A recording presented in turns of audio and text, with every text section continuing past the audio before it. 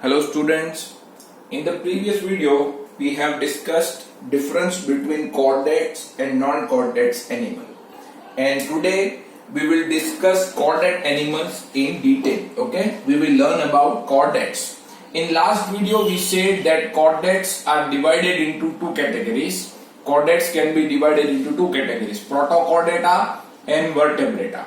Protochordata are again of two types, urochordata and cephalochordata. Okay, that we have already learned in the previous video. Okay, we said that chordata can be divided into two categories, protochordata and vertebrata.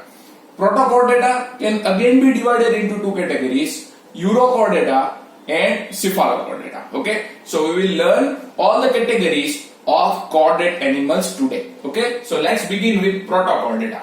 So protochordata can be divided into two categories, urochordata and cephalochordata. Okay, urochordata are also known as tunicata. Urochordata are also known as tunicata. And urochordata or tunicata is a subphylum. Okay, chordate whole is a phylum. Whole chordate animal represent a phylum. So chordate as a whole is a phylum. Under that there is a subphylum called urochordata or tunicata. Cephalochordata is also a subphylum. Cephalochordata is also a subphylum is there, and vertebrata is also a subphylum. So under chordata, how many phylums are there? Three phylums are there, subphylums are there under chordata phylum. Under chordata phylum, how many subphylums are there? Three subphylums are there, urochordata or tunicata, cephalochordata and vertebrata. Okay, so let's learn about protochordata.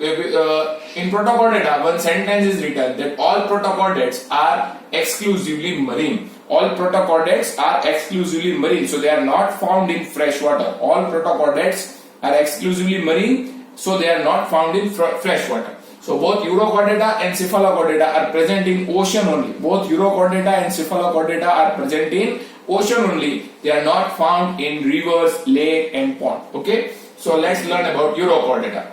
In urochordata, notochord is present only in the tail of larva. In urochordata, the notochord is present only in the larval tail. Notochord is not present in adults. Notochord is not seen in adults in case of urochordata. So only one characteristic feature is there that in urochordata notochord is present, but it is present only in the tail of the larva. Examples of urochordata are Ascidia, Salpa, Doliolum. Ascidia, Salpa and Doliolum are the examples of urochordata. Urochordata also known as tunicata. In urochordata, notochord is present only in the tail of the larva. And examples are Ascidia, Salpa and Doliolum. Let's talk about cephalochordata. In cephalochordata, notochord extends from head to tail. Notochord extends from head to tail and it is persistent throughout the life. Here notochord is not persistent throughout the life because it is present only in the tail of the larva. But here notochord is persistent throughout the life and it extends right from the head up to the tail of the animal. Okay, so notochord extends from the head to the tail and it is persistent throughout the life. So it is present in the larva also and it is present in the adult also. Okay, are you getting this? In cephalochordata, the notochord is persistent throughout the life and it extends from head to the tail part. Here the notochord was present only in tail. Here notochord is present right from the head up to the tail. Here notochord was present only in the larval stage. Here notochord is present in the adult also. So this is the difference between urochordata and cephalochordata.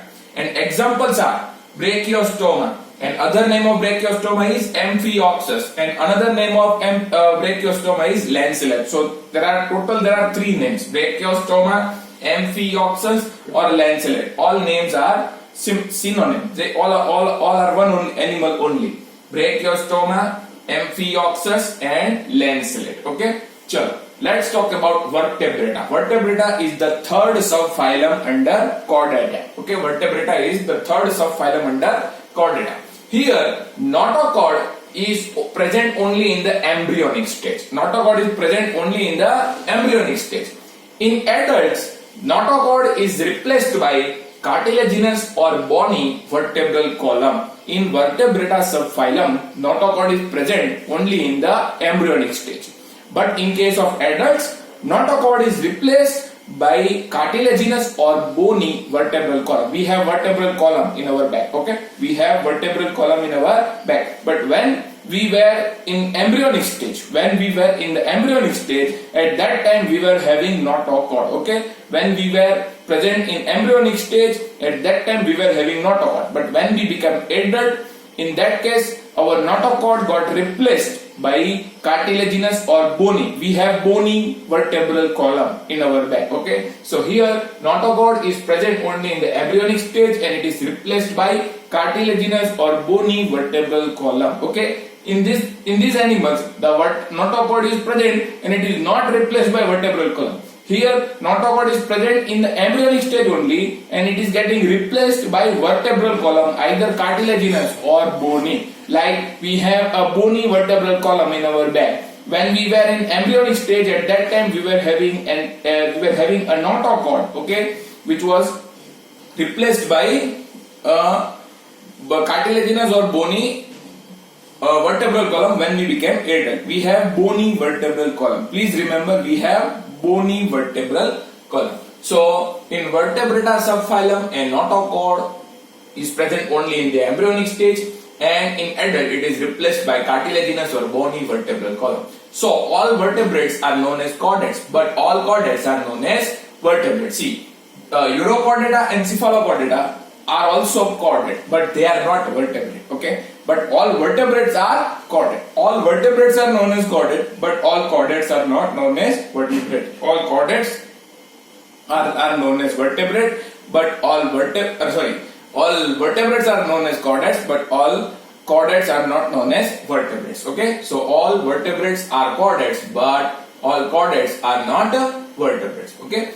So in the last video we have also talked about chordate characters. We have talked about chordate characters, that they have dorsal central nervous system which is single, which is hollow. They have a ventral heart. They have paired pharyngeal. They have pharyngeal gill slits. They have post-anal tail. Okay, this kind of characters we have already learned in the previous video. So those characters were chordate characters. Those were chordate characters. So besides basic chordate characters, vertebrates have some additional characters. Besides basic chordate characters, vertebrates have some additional characters. So the characters which are written over here are additional characters. They also have chordate characters, which I have said that ventral heart, dorsal, hollow, single nervous system, pharyngeal gill slit, post-anal tail. These characters are known as chordate characters. So beside these characters,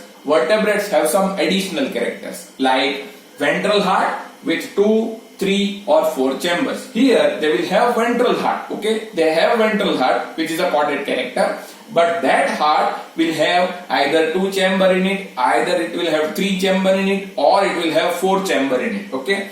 They have specialized organ called kidney for excretion. Here kidneys are there for excretion. This is a vertebrate character. This is not a chordate character, okay? Chordate characters are ventral heart, dorsal hollow single nervous system, pharyngeal gill slits and post-anal tail. These are chordate characters, but we are discussing vertebrate characters, okay? So beside chordate characters, vertebrates have some extra characters like ventral heart having 2, 3 or 4 chamber, and kidneys for excretion, and paired appendages. Paired appendages can be either in form of fins or it can be in form of limbs, okay? They have paired appendages either in form of limbs or in form of fins, okay? So these characters are present in vertebrates, but they are not found in chordates. These characters are present in vertebrates but not found in chordates. So let's learn the next topic. We have talked about protochordata, and in that we have discussed urochordata and cephalochordata,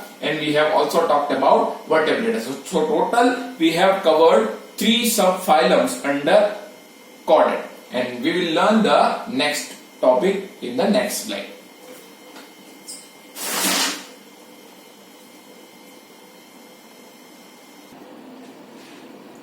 So friends, we have talked about three subphylums of Chordata phylum, and in that we said that there are three subphylums in Chordata. They are Urochordata, Cephalochordata and Vertebrata. And we will talk about Vertebrata in detail. Here the classification of Vertebrata is given, that Vertebrata is a subphylum, okay? And this subphylum is divided into two divisions. Vertebrata subphylum is divided into two divisions, and these divisions are Agnatha and Gnathostomata. Okay, so pronunciation is little bit tough. Vertebrata is the subphylum and it is divided into two divisions, Agnatha and Gnathostomata. Agnatha are those animals who lack jaw, who don't have jaw in their body. Jaw bone, we have jaw, no? So here jaw bones are absent, so they are known as Agnatha. And Gnathostomata is a division which contain animals having jaw. So these animals bear jaw. These animals bear jaw. Gnathostomata is a division and Agnatha is also a division. Please remember the word division. Okay, so they have jaw. Now this Gnathostomata division is divided into two superclass. They are Gnathostomata division is divided into two superclass, and these superclasses are Pisces and Tetrapoda. Pisces and Tetrapoda are the superclass under Gnathostomata division. Pisces and Tetrapoda are the two superclass under Gnathostomata division. Now Pisces are those animals which have fins. Pisces have fins and Tetrapoda bear limbs. Tetrapoda will have limbs. Pisces, as we said, that it is a superclass, and this superclass is again divided into two classes. Pisces is a superclass, and that superclass is divided into two classes known as Chondrichthyes and Osteichthyes. Chondrichthyes and Osteichthyes are the two classes under the superclass Pisces. Pisces is a superclass under the division Gnathostomata. Okay, Pisces is the superclass under the division Gnathostomata, and that Pisces is divided into two classes named Chondrichthyes and Osteichthyes. So Chondrichthyes and Osteichthyes are the classes under Pisces superclass. Let's talk about classes of Tetrapoda.